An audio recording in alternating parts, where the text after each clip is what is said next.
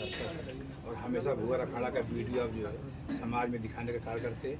इसके लिए बहुत बहुत बधाई और शुभकामनाएँ हैं। और आज भुवर अखाड़े पर आप जो मतलब देख ही रहे हैं कि बाबा आए हुए हैं। तो हम तो जितने भी मतलब कि हमारे पूर्वांचल के धरोहर है, हम भुवर अखाड़े से आने वाले समय में और आज भी हमेशा जो है मतलब कि जो है दिखाएंगे। अब भुवर भैया कहाँ से आप ऐसी ऐसी प्रतिभाओं जो दब चुकी हैं और उनको आप जौनपुर से, गाजीपुर से, बनारस से, चंदौली से, आजमगढ़ से खोद करके और भुवर अखाड़ा पर परोस रहे हैं लोग, उनको जिंदा आप कर रहे हैं। हमारे से है सब विचार हमारे मन में शुरू से बचपन से था। हमारे बड़े भैया शंकर यादव चेयरमैन जी जो साइकिल में हम लोग को बैठा कर जो छतरपुर जाते थे, हम लोग अखाड़ा हमारे मन में उसी समय था तो भैया जी हमको अखाड़े पर जो साइकिल से चला कर जाते थे उस ज़माने में, आप बताते 97-98 में, तो हमारे मन में था। तब ईश्वर ने सब कुछ हमको मिल गया, दे दिया, तो मैंने अपने लिए अखाड़ा खोला था।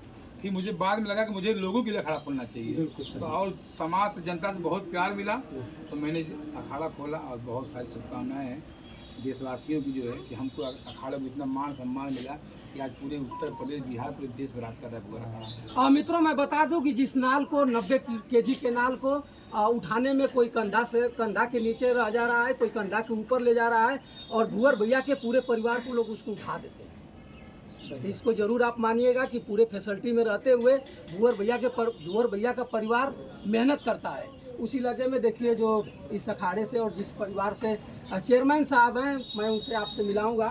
स्वागत है आपका। बहुत धन्यवाद। भारत में